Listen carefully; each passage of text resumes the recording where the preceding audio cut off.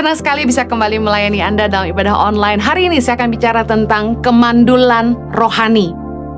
Pernahkah Anda bertanya-tanya mengapa begitu banyak orang Kristen yang sudah tahunan jadi orang Kristen, rajin ke gereja, aktif pelayanan, dengar khotbah ribuan kali, bahkan mungkin puluhan ribu kali, tapi hidupnya tidak berubah, kerohaniannya tidak bertumbuh, dan imannya tidak teguh?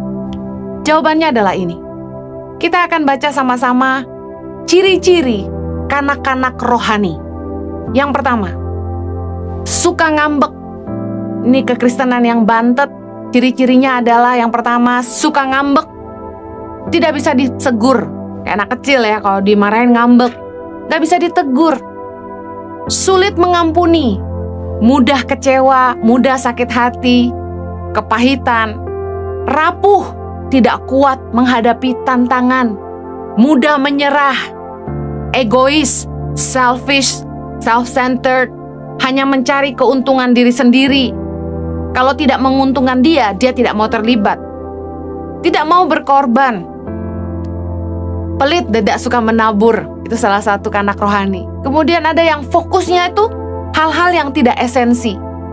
Kata firman Tuhan, persoalan-persoalan yang dicari-cari, persoalan yang bodoh. Yang menjadi fokusnya adalah hal-hal yang gak penting, menghakimi orang, bukannya mikirin apa yang esensi tapi yang gak penting. Lebih menuruti hawa nafsu daripada firman Tuhan. Gaya hidupnya masih duniawi, penuh kekhawatiran, tidak ada perubahan hidup yang lebih baik, tidak berubah. Saya ketemu dengan orang Kristen yang dia cerita sama saya bahwa dia sudah ikut Tuhan cukup lama. Kemudian dia juga aktif pelayanan di beberapa komunitas. Tapi ketika dia berbicara kepada saya dan suami, saya bisa menangkap bahwa orang ini kanak-kanak. Masih kekanak-kanakan. Penuh kekecewaan, sakit hati. Penilaiannya sangat sempit. Kenapa bisa begitu? Sementara orang ini sudah dengar firman banyak, sudah pelayanan, dan sudah ikut Tuhan cukup lama. Ada hal-hal yang membuat seseorang menjadi mandul rohani. Rohaninya nggak bertumbuh, rohaninya nggak berkembang, nggak berbuah. Dia nggak jadi dewasa di dalam Tuhan, terus jadi kanak-kanak. Pertama yang menjadi penyebab dari kemandulan rohani adalah orang-orang yang mendengar firman tapi mereka tidak mengerti. Mendengar tetapi tidak mengerti. Kita akan kupas sama-sama dalam Matius 13. Matius 13 ayat 19 berkata gini. Kepada setiap orang yang mendengar firman tentang kerajaan sorga, tetapi tidak mengertinya, datanglah si jahat dan merampas yang ditaburkan dalam hati orang itu. Itulah benih yang ditaburkan di pinggir jalan. Anda ingat dalam perikop ini Yesus sedang memberikan perumpamaan tentang seorang penabur, bagaimana ketika benih ditabur itu jatuh ke 4 tempat yang berbeda. Nah, yang pertama itu jatuh di pinggir jalan. Benih yang ditabur jatuh ke pinggir jalan. Apa maksudnya firman itu? Yesus menceritakan arti dari perumpamaan ini adalah ketika orang itu dengar firman kerajaan sorga, mereka tidak mengerti. Kenapa tidak mengerti? Karena iblis merampas apa yang ditabur dalam hati orang. Makanya setiap kali dengar firman, ada orang-orang itu yang gak bisa ngerti. Seperti ada selubung yang menutupi. Yang disampaikan apa, yang ditangkap beda. Susah konsentrasi. Ada yang bilang kalau dengar firman tuh ngantuk. Nah, kemudian teralih fokusnya. Lagi dengerin firman, tapi tiba-tiba fokusnya teralih. Tiba-tiba ingat jemuran, tiba-tiba ingat pacar, ingat teman. Susah konsentrasi, gak bisa fokus, gak bisa ngerti. Pekerjaan iblis adalah ketika kita dengar firman, kita dibuat tidak mengerti, karena benih itu dicuri. Lukas 8 ayat 10b bilang, sekalipun memandang tapi mereka tidak melihat, sekalipun mendengar mereka tidak mengerti. Ada orang-orang yang ikut Tuhan begitu lama, ke gereja udah puluhan ribu kali, tapi kok hidupnya gak berubah? Karena setiap kali dengar firman, mereka gak ngerti. Mereka datang ibadah hanya sekedar untuk menjalankan rutinitas ibadah. supaya mereka merasa lega. Saya udah ke gereja. Cuma keagamaan aja, sekedar agamawi. Khotbah itu harus dimengerti. Karena kalau nggak bisa dimengerti, ya nggak bisa dihidupi. Makanya tiap kali saya mau khotbah, saya selalu berdoa minta Tuhan tolong saya, supaya saya bisa menyampaikan firman Tuhan dengan bahasa yang mudah dimengerti. Setiap kali. Kenapa? Karena khotbah yang tidak bisa dipahami oleh jemaat, tidak bisa dihidupi. Lebih baik khotbah yang menggunakan bahasa yang mudah dimengerti sehingga jemaat juga bisa menangkap, lalu bisa mengaplikasikan dalam hidup dan hidup mereka berubah. Daripada khotbah dengan bahasa-bahasa teologi yang tinggi, yang sulit dipahami, lah bagaimana mau dihidupi? Saya percaya bahwa tugas seorang pengkhotbah, pengajar adalah membantu jemaat mengerti firman Tuhan. Bukannya bikin jemaat tambah bingung. Ada jemaat yang bilang, aduh saya pusing kalau pengkhotbah ini khotbah mengawang-awang, nggak injak bumi. Apa artinya? Kadang-kadang kita menggunakan bahasa yang lewat di atas kepala jemaat. Bahasanya tuh kita nggak nyambung sama mereka gitu. Satu kali saya ke pedalaman Papua. Saya diceritakan begini, ada satu tempat penampungan anak-anak pedalaman. Orang-orang yang mendidik, mengasuh anak-anak pedalaman ini cerita sama kami. Waktu anak-anak ini keluar dari pedalaman, waduh liarnya luar biasa. Mereka harus diajarin cara menggunakan toilet training. Karena mereka biasa menggunakan daun. Sehingga itu toilet dari kotoran manusia dipeperin di tembok begitu. Saya sampai ngeri.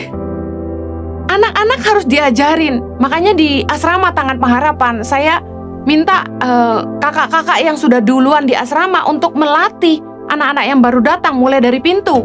Ibaratnya satu persatu, naruh sepatu di mana, cuci tangan gimana, pakai toilet duduk itu gimana, pakai toilet shower itu gimana, mandi itu gimana, sampai cuci kamar mandi seperti apa. Karena di pedalaman nggak perlu cuci kamar mandi, nggak perlu pusing pakai toilet shower. Simple, mereka mandi tinggal nyebur aja. Dan ketika mereka datang, beberapa kesulitan. Sempat saya ingat kisah anak-anak di zaman dulu.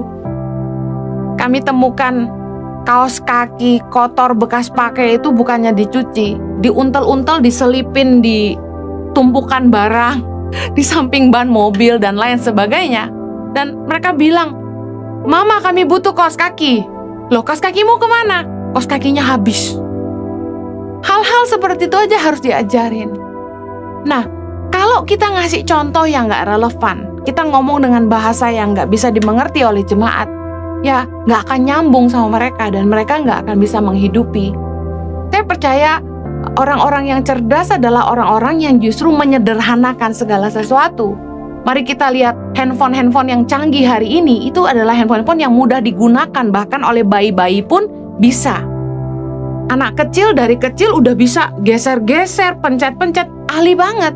Karena handphone dan alat teknologi gadget yang mereka pakai itu sangat mudah, sederhana. Apps-apps yang mudah dimengerti yang paling laris biasanya. Nah, khotbah harus bisa dimengerti, baru bisa dihidupi.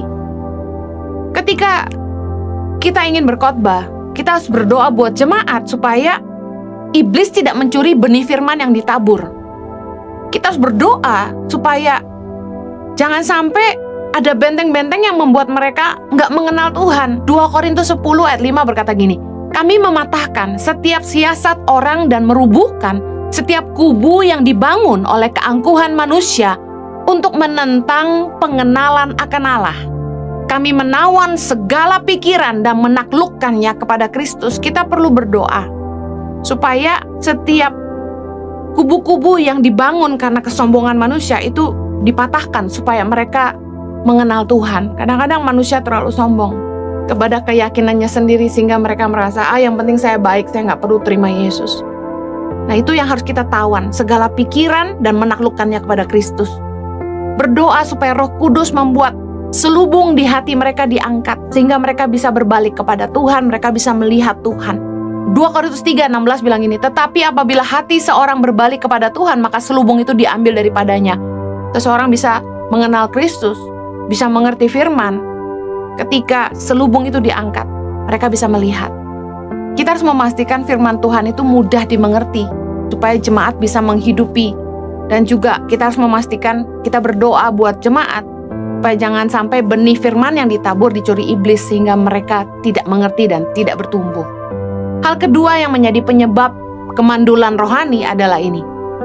Mereka suka mendengar firman tapi tidak menghidupi firman. Matius 13 ayat 20 bilang gini, benih yang ditaburkan di tanah yang berbatu-batu ialah orang yang mendengar firman itu dan segera menerimanya dengan gembira.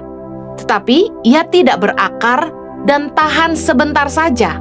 Apabila datang penindasan atau penganiayaan karena firman itu, orang itu pun segera murtad. Ada orang yang kelihatan excited dengar firman Tuhan, senang sama pendeta, tetapi gak berakar. Cuma tahan sebentar aja. Semangatnya itu kayak kembang api, padam. Ketika datang penindasan, penganiayaan, ketika datang tantangan hidup, badai, gak bertahan. Orang yang imannya gak tumbuh kuat dan berakar, cuma senang denger tapi gak menghidupi, itu gak akan punya iman yang teguh. Senang dengar firman, tapi hanya yang cocok dengan pikirannya sendiri. Hanya senang dengar firman yang menyenangkan hatinya. Wah, lucu. Ada orang-orang yang senangnya khotbah yang lucu, menghibur, enak didengar. Tapi mereka gak suka ketika firman itu menegur, mendidik mereka. Orang yang cuma senang dengar firman, tapi tidak sungguh-sungguh merenungkan dan melakukan firman, imannya gak akan kuat. Mudah diombang-ambing oleh rupa-rupa pengajaran. Ketika masalah datang, imannya mulai goyah. 2 Timotius 4 ayat 3 berkata, karena akan datang waktunya orang tidak dapat lagi menerima ajaran sehat, tetapi mereka akan mengumpulkan guru-guru menurut kehendaknya untuk memuaskan keinginan telinganya. Punya uang kok, bisa bayar pendeta kok, ya undang aja yang enak didengar. Nah biasanya kan gitu. Kita harus ngerti bahwa firman Tuhan itu bukan mengenakkan telinga kita. Firman Tuhan itu untuk mengajar kita. Kalau kita ingin hidup kita bertumbuh di dalam Tuhan, kerohanian kita tidak mandul, kita harus mau ditegur, kita harus mau diajar. Dan kita gak cuma sekedar dengar, tapi kita harus melakukan, merenungkan, dan menghidupinya. Supaya hidup kita bertumbuh, iman kita bertumbuh, dan kita gak mudah goyah dan diombang-ambingkan. Penyebab kemandulan rohani yang ketiga adalah lebih cinta dunia. Matius 13 ayat 22. Yang ditaburkan di tengah semak duri ialah orang yang mendengar firman itu, lalu kekhawatiran dunia ini dan tipu daya kekayaan menghimpit firman itu sehingga tidak berbuah. Dalam Lukas 8 ayat 14 dikatakan gini, yang jatuh dalam semak duri ialah orang yang setelah mendengar firman itu, dan dalam pertumbuhan selanjutnya, mereka terhimpit oleh kekhawatiran dan kekayaan dan kenikmatan hidup, sehingga mereka tidak menghasilkan buah yang matang.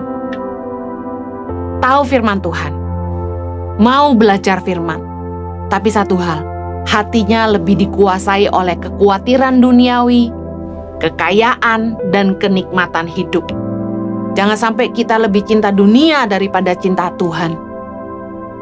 Jangan sampai kita mencintai dunia lebih daripada Allah. Jaga hatimu supaya engkau lebih menginginkan perkara-perkara ilahi daripada perkara-perkara duniawi. Jaga hatimu supaya tidak melekat pada dunia yang sementara, tapi kita harus selalu didrive oleh kekekalan. Ingatkan dirimu selalu, hidup ini cuma sementara. Yang kekal itu di sorga. Yakobus 4:4 bilang gini, hai kamu orang-orang yang tidak setia, tidakkah kamu tahu bahwa persahabatan dengan dunia adalah permusuhan dengan Allah? Jadi barang siapa hendak menjadi sahabat dunia ini, ya menjadikan dirinya musuh Allah. Di dunia ini kita cuma sementara. Harusnya hati kita itu melekatnya pada hal-hal yang lebih ilahi. Jangan sampai kenikmatan dunia, kekhawatiran hidup, kekayaan membutakan kerohanian kita, sehingga kita lebih milih kesenangan hidup. Harusnya kita belajar seperti Rasul Paulus dalam Filipi 3:8 berkata gini, malahan segala sesuatu ku anggap rugi, karena pengenalan akan Kristus Yesus Tuhanku lebih mulia daripada segalanya. Kita harus bisa ngelihat bagaimana Yesus sendiri menolak ketika ditawarkan segala macam tawaran. Bicara soal roti, kebutuhan hidup, kemudian naik ke bubungan bait Allah, pengakuan, kemudian bicara soal kekayaan dan seluruh dunia, bicara soal keinginan manusia untuk memiliki segalanya. Yesus menolak semuanya itu, karena dia tahu di bumi adalah sementara. Tujuan Yesus bukan bumi. Kita semua mesti ngerti bahwa kita ada di dunia ini sementara. Kita harus berjuang untuk mempertahankan iman, untuk memperoleh kekekalan bersama Bapa di sorga. Berarti apa yang hari ini kita perjuangkan harusnya tidak semata hal-hal yang duniawi. Ya, kita masih hidup di dunia, kita masih butuh makan, kita masih mau menikmati hidup kita bersama keluarga kita. Tapi jangan sampai itu membuat hati kita jauh daripada Allah. Jangan memiliki keinginan lebih untuk hal-hal duniawi melampaui apa yang engkau inginkan dalam hal-hal yang ilahi. Jangan sampai kenikmatan dunia dan kekayaan membuat kita tamak dan lebih mengkhawatirkan kebutuhan hidup daripada tujuan Tuhan dalam hidup kita. Ketika ditawarkan kekayaan dan ditawarkan panggilan, saya pilih panggilan. Ketika ditawarkan kemapanan dan panggilan, saya memilih panggilan. Apakah hari ini Anda siap untuk memilih Tuhan daripada kenikmatan duniawi?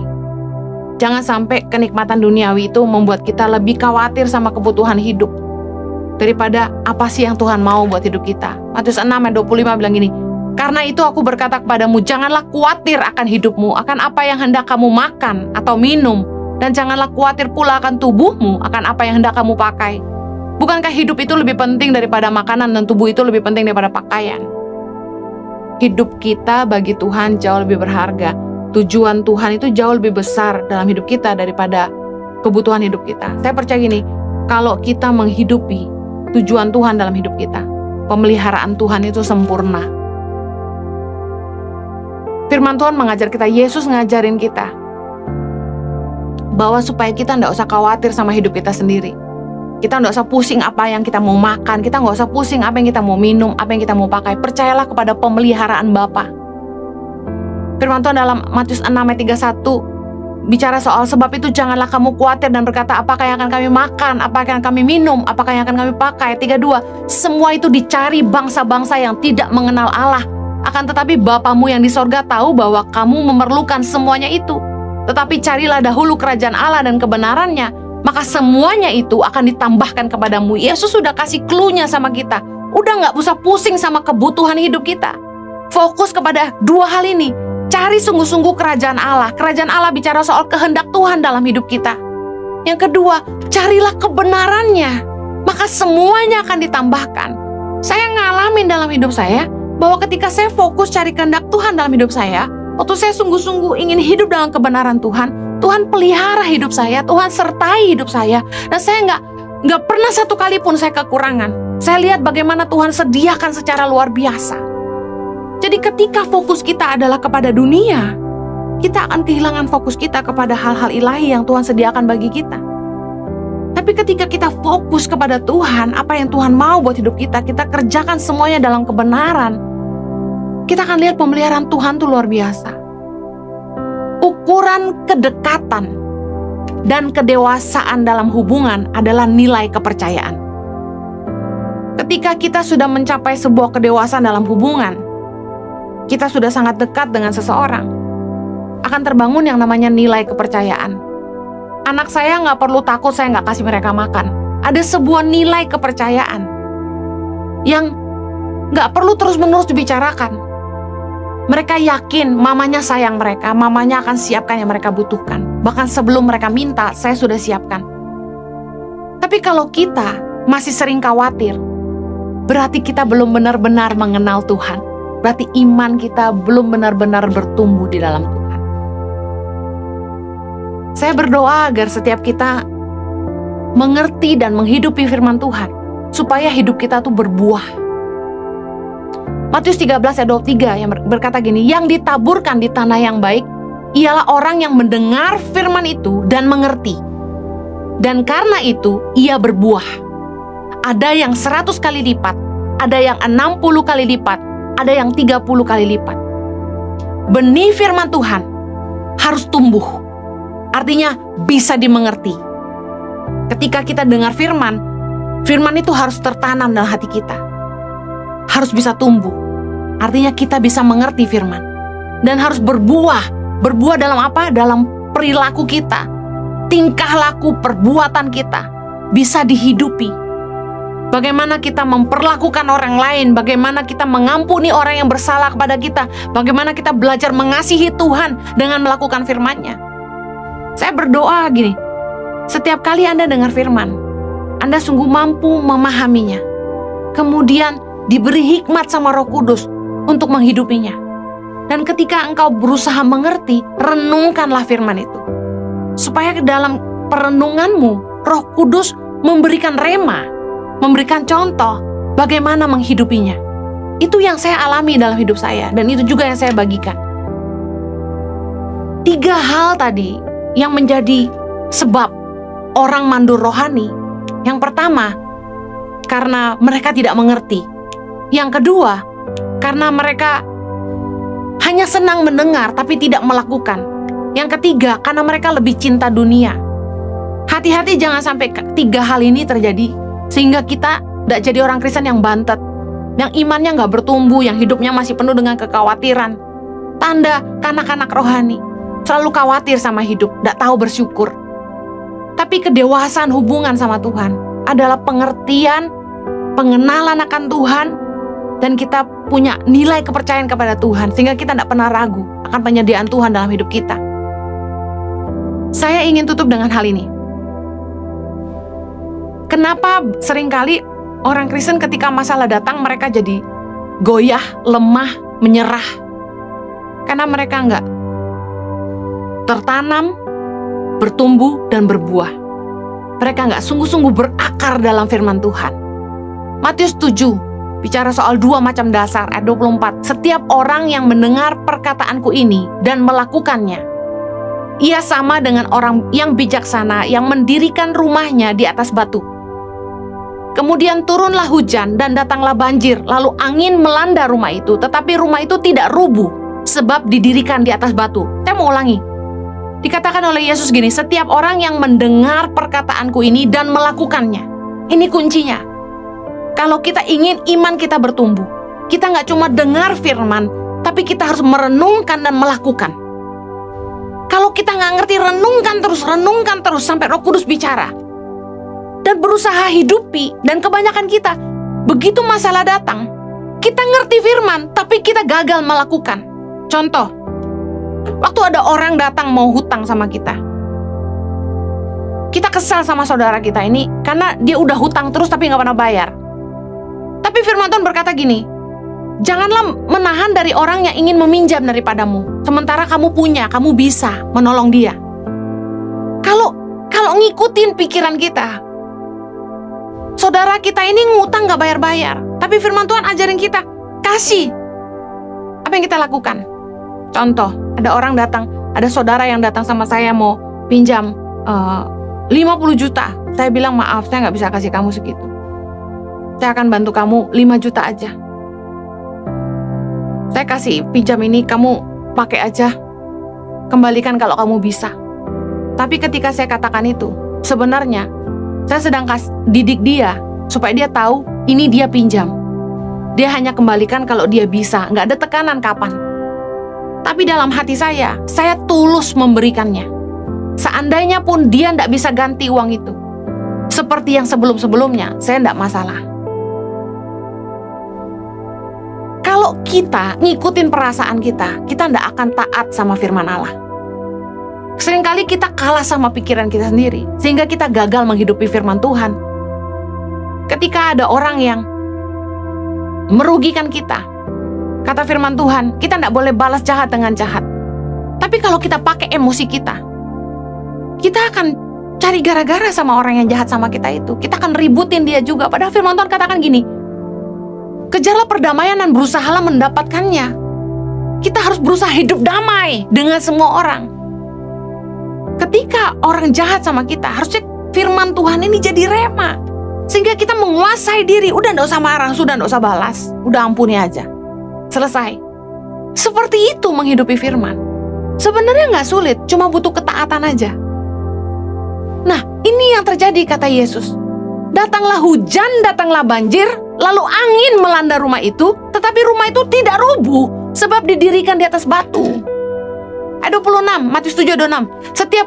Tetapi setiap orang yang mendengar perkataanku ini dan tidak melakukannya, ia sama dengan orang yang bodoh yang mendirikan rumahnya di atas pasir. Kemudian turunlah hujan, datanglah banjir, lalu angin melanda rumah itu sehingga rubuh dan hebatlah kerusakannya. Yesus tidak pernah berjanji bahwa hidup kita akan aman-aman saja. Kita lewatin 2 tahun pandemi yang kita nggak tahu kapan selesai. Firman Tuhan, Yesus sudah bilang akan datang hujan, akan datang banjir, akan datang angin melanda hidup kita. Tapi orang yang melakukan firman Tuhan akan tetap bertahan. Orang yang hidup di dalam firman akan tetap bertahan. Tantangan dan persoalan hidup yang akan menguji iman kita. Sama seperti sahabat terbaik ditemukan di masa sulit. Tuhan ingin menemukan orang-orang yang sungguh-sungguh mengasihi Dia dan berpegang teguh kepada iman kepadanya. Mari jangan goyah, hidupi firman Allah. Jangan sampai Anda hanya senang mendengar firman Tuhan tapi tidak melakukan. Jangan sampai Anda tidak ngerti firman, dan jangan sampai kekhawatiran, kekayaan dan kenikmatan hidup membutakan mata Anda. Jangan lebih cinta dunia daripada Allah. Saya berdoa agar ketika Anda baca firman di sepanjang tahun 2022 ini, Anda lakukan dengan yang berbeda. Anda baca, Anda renungkan, dan lakukan. Meskipun tantangannya tidak mudah, ayo pegang firman Tuhan. Saya berdoa, Anda melakukan kebenaran firman ini, carilah dahulu kerajaan Allah dan kebenarannya, maka semuanya akan ditambahkan dalam hidupmu. Amin. Mari kita berdoa. Bapa di sorga, tolong umat-Mu supaya semakin dewasa di tahun ini. Aku berdoa agar mereka semua boleh diberikan pewahyuan, boleh diberikan pengertian akan kebenaran firman-Mu. Bukakan rahasia kerajaan sorga buat mereka, supaya mereka boleh memahami kebenaran firman-Mu. Tolong Roh Kudus, tiap kali umat-Mu baca firman, mereka boleh diberikan pengertian. Selubung yang menutupi mata hati mereka boleh terbuka. Mereka boleh menangkap kebenaran firman-Mu. Mereka boleh memahaminya ayat demi ayat. Dan mereka boleh merenungkannya siang dan malam. Dan sungguh-sungguh melakukannya. Sehingga mereka bertindak hati-hati sesuai dengan kebenaran firman-Mu. Hamba-Mu percaya pembelaan dari Tuhan dan pertolongan Tuhan tersedia bagi mereka. Kiranya umat-Mu boleh menjadi semakin dewasa di tahun ini. Hamba-Mu menyerahkan mereka semua ke dalam tangan-Mu. Dalam nama Yesus kami berdoa. Amen.